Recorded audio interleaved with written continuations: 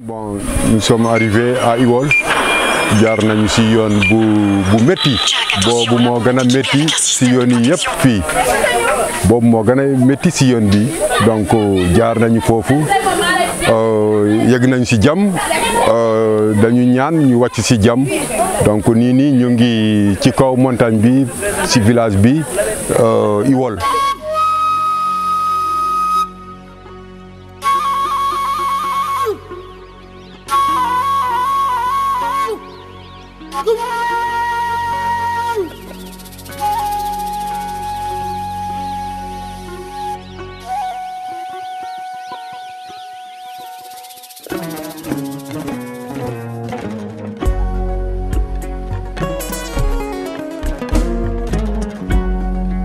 Sukeina bubu soningara jikenanga Sukeina bubu duareme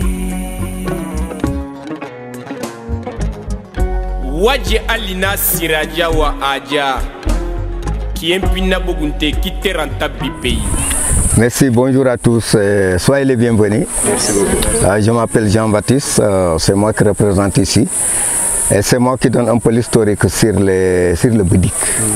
Parce que Bédik, c'est une ethnie que vous venez de rencontrer juste dans la région. Mais notre origine, c'est du Mali. Pourquoi on a quitté le Mali?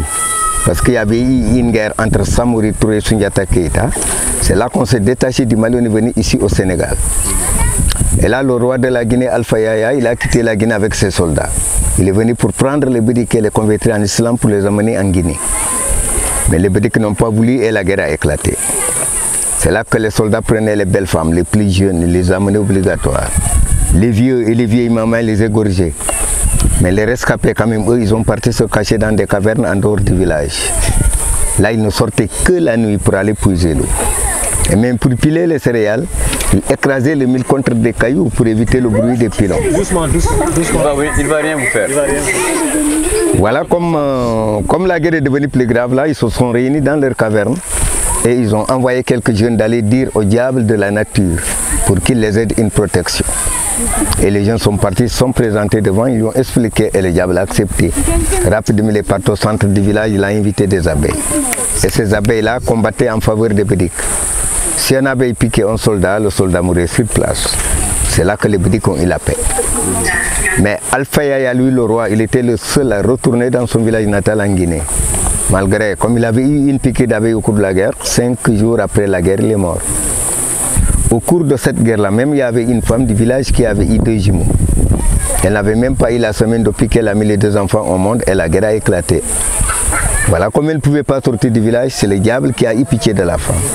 Elle l'a accompagnée à 2 km du village, rapidement il a transformé les 2 enfants en la forme des pierres, plus la maman. Mais la maman n'est pas devenue complète la forme d'une pierre, c'est là qu'Alpha Yaya est parti couper le milieu du corps de la mère.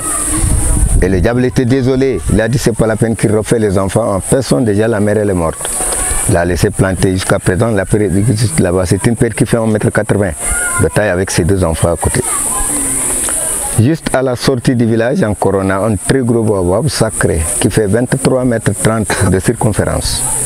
Mais avant que ce baobab pousse, il y avait un de la famille Camara qui était décédé. Ils l'ont enterré 5 ans après le baobab a poussé sur la tombe. Et ici dans le village, on est 4 familles. Keïta, Camara, Samoura, Sadjakou. La population est de 618 habitants. Les Keïta sont les chefs du village. Les Camara et les Samoura, eux qui organisent les fêtes. Les Sadjakou sont chargés du maintien des coutumes. Et moi j'étais le premier enseignant du village, parce que c'est en 1953 que la religion chrétienne est arrivée par les missionnaires françaises. Et moi là j'ai fait mes études à Kédougou. Mon papa n'a pas voulu me laisser à l'école, il m'a ramené pour rester auprès de lui. Voilà, comme j'avais tellement l'intérêt de l'école, aussitôt je me suis dit attends, je vais créer une école catéchistique pour apprendre aux enfants à connaître Dieu et un peu parler français. Et là j'ai fait 19 ans d'enseignement. Voilà, comme j'étais beaucoup pris par les responsabilités, c'est là que j'avais formé notre jeune qui a pris ma relève. Et là, je me présentais comme son directeur, pharmacien, catéchiste, conseiller, et je suis devenu représentant de tout le village. Là, nous vivons de l'agriculture et un peu de l'élevage. Il y a une partie chrétienne, une partie animiste. Pourquoi on n'a pas voulu lâcher l'animisme? C'est juste de ne pas perdre la culture bouddhique. Et il y a 6 villages bouddhiques qui se trouvent juste dans la région. Mais ici, Iwol est la capitale des bouddhiques. Voilà, bon, c'est comme ça que nous, les bouddhiques, nous sommes sur les montagnes. Merci beaucoup. Est-ce que vous avez des questions pour Moi, j'ai une question. Oui, allez-y.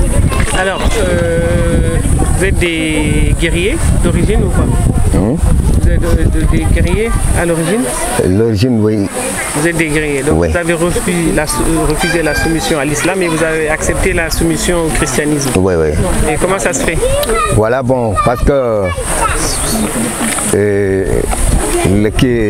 musulmans, c'est eux qui voulaient nous coloniser. Bon, ils sont venus avec leur force. Et là, c'est pourquoi là, on se cachait de ne pas les voir. Mais les missionnaires sont arrivés très gentiment parce qu'ils ont amené des cadeaux, des habits. Et là, bon, dès qu'ils ont dit que bon, les bouddhiques sont réunis, aussitôt ils ont commencé d'enseigner la religion chrétienne. Et comment les animistes ont réussi à survivre?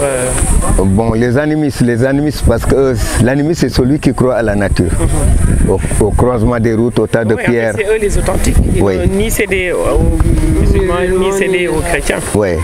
Donc ils sont restés plus authentiques. Oui, ils ont resté authentiques, oui. Et la cohabitation, ça se fait comment? Vous vous mariez ensemble? Oui, on se marie ensemble. Oui, oui, tout on se marie en animiste, oui. Et les enfants, ils héritent comment le choix de la religion? Bon, pour la religion, bon, les enfants, parce que nous, d'abord, avant de devenir adulte, là tu vas commencer par l'animisme, la circoncision animiste et l'initiation. Okay. Là, bon... Ah, donc en fait, vous avez gardé cette racine, tout le monde là. Oui. Et après, ok, ça y est. Vas-y, vas-y. Il y a une question ici. Quelles sont les différentes pratiques animistes que vous faites ici dans le village?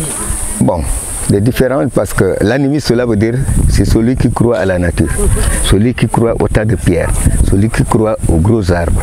Pour aller faire des intentions, tu vas aller prier, oui, tu vas aller prier, tu vas demander pour te protéger contre les ennemis.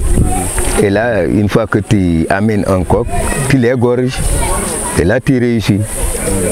Bon, là c'est l'animisme, quoi. L'animisme, lui, bon, l'animisme, normalement, il ne croyait pas qu'il y a un Dieu.